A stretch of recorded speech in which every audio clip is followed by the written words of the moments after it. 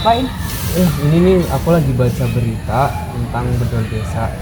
Ada 68 orang, apa ya? 68 ribuan. Hah? Sumpah? Terus mereka udah kemana? Nah, nggak tahu nih. Aku juga lagi baca-baca. Al. Oi. Sini. Ini nih, kita kan lagi baca berita tentang kisah Wonogiri yang di desa Wonogiri nih, bedol desa. Itu ada 68 ribuan orang itu tuh. Nah itu tuh kita bingung, itu 68 orangnya itu kemana, kamu tahu nggak? Jadi di berita ini tuh ada migrasi namanya bedol desa. Bedol desa itu perpindahan penduduk yang dilakukan secara bersama-sama oleh seluruh warga desa. Gitu. Lalu kenapa itu bisa terjadi? Bahkan sampai 68.000 warga pindah. Jadi di berita itu kan warga Wonogiri sebagian besar mata pencariannya itu petani. Kerjanya kan di sawah ya. Terus akhirnya tuh di Wonogiri itu sering terjadi hujan besar gitu. Akhirnya menyebabkan banjir. Tapi tanah-tanah di desa Wonogiri itu nggak bisa meresap air dari banjir itu. Karena tanahnya kering ya? Iya benar. Ya aku sih banget belum jelasin materi dari tentang migrasi. Emang kamu jelasin jenis migrasi apa aja? Migrasi forensen sama migrasi religius. Oh. Forensen sih yang kayak gimana? Aku lupa deh.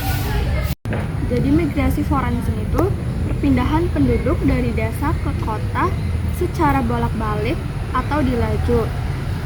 Jadi secara itu warganya tuh tidak menetap di kota tersebut. Aku tuh bingung gimana jelasin dari faktornya, makanya aku belum maju. Nah, misalnya tuh si Sasa kan tinggal di desa. Nah, sedangkan di desa tuh penghasilannya sedikit dan di kota itu lebih besar daripada di desa.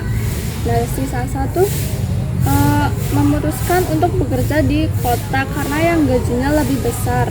Karena di kota rumah-rumah itu mahal, sedangkan si Sasa belum mempunyai uang yang cukup untuk membeli rumah. Si Sasa memutuskan untuk bolak-balik dari desa ke kota untuk bekerja. Jadi gitu ya. Ya, Jadi dampak positif sama negatif dari migrasi forensen itu apa? Nah, aku tahu nih. Jadi dampak negatif sama positif dari migrasi forensen itu, yang pertama kita mempunyai dampak positif, kita bisa mendapatkan penghasilan yang lebih banyak dibanding di desa. Tapi dampak negatifnya, kita yang di kota itu jadi menumpuk warganya. Terus apalagi buat si Sasanya sendiri itu tadi kan, karena bolak-balik waktunya jadi kekurangan, terus dia capek juga gitu.